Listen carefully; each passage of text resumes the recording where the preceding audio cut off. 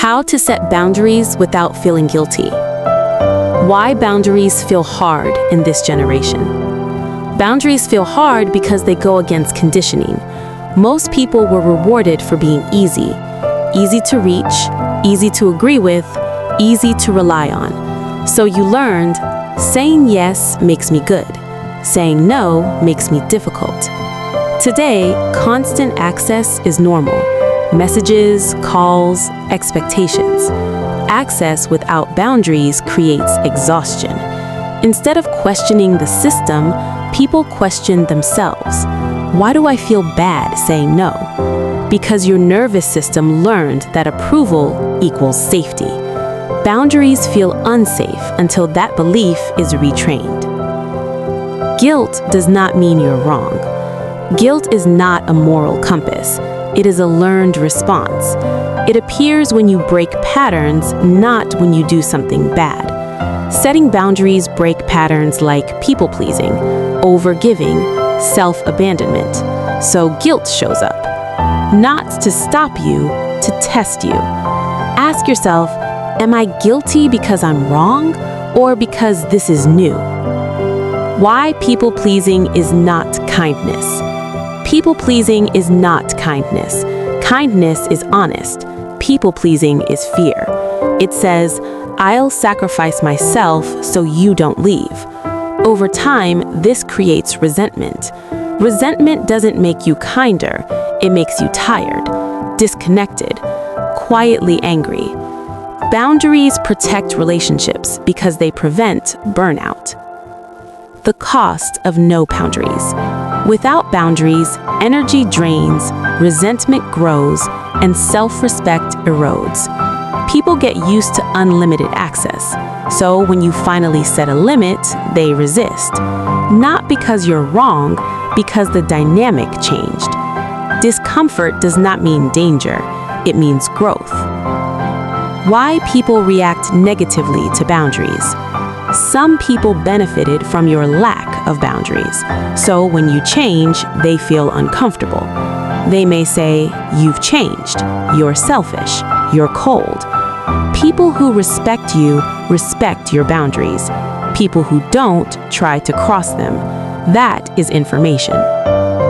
How to say no without explaining. Guilt survives through over-explaining. When you explain, you ask for permission. Boundaries are not debates. You can say, I can't commit to that. That doesn't work for me. I'm not available. Then stop. No apology, no story, no justification. Silence is not rude. It is firm. Why explaining invites pushback. Explanations sound like flexibility. People hear, maybe I can change their mind. Clarity removes pressure. Confusion invites it. Ask yourself, am I explaining to be kind or to avoid discomfort? Boundaries with family. Family boundaries feel heavier because history is involved.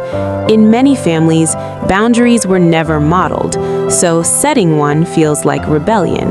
But boundaries are not rejection, they are adulthood. You can love people without letting them control you. Simple statements work. I'm not discussing this. This topic is off limits. I need space right now. You don't need distance, you need clarity. Boundaries in relationships. In relationships, guilt often comes from fear. Fear of loss, fear of abandonment. Unspoken boundaries become resentment. Healthy relationships require limits. If someone reacts badly, that reaction is information.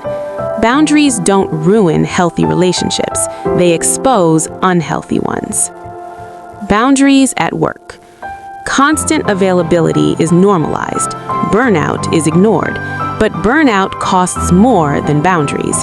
You can say, I'll respond during work hours. That deadline isn't realistic. I need clearer expectations. This is not laziness, it is sustainability. Why guilt peaks before it fades. Guilt gets louder right before it weakens. When habits break, emotions flare. If you hold the boundary without collapsing, the guilt fades. One day, you say no and feel calm. That is growth. You don't need to be liked to be respected. Approval without self-respect is a trap. Respect feels stable, grounded, safe. It begins with how you treat yourself. How to stay firm without being cold. Boundaries don't require harshness. You can be warm and firm at the same time. Consistency builds respect.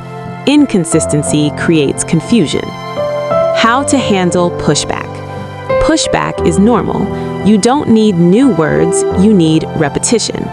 My answer is still no. That doesn't work for me. No anger, no explanation. Guilt tripping and responses. You're the only one who can help.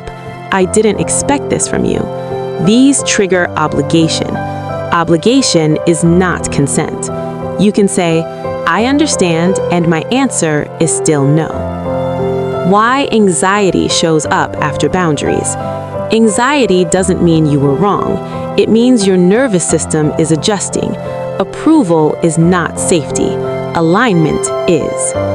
Flexibility versus self-abandonment. Flexibility is choice. Self-abandonment is fear. Ask yourself, am I choosing this freely or out of guilt? When boundaries are ignored. Some people won't respect boundaries because they no longer benefit.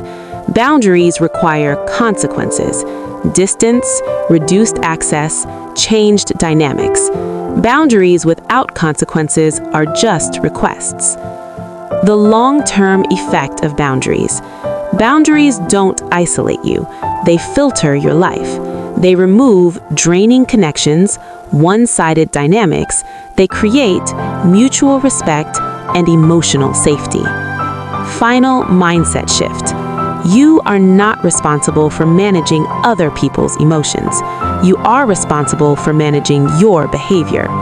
Discomfort does not mean harm. Disagreement is not rejection. Clarity removes guilt.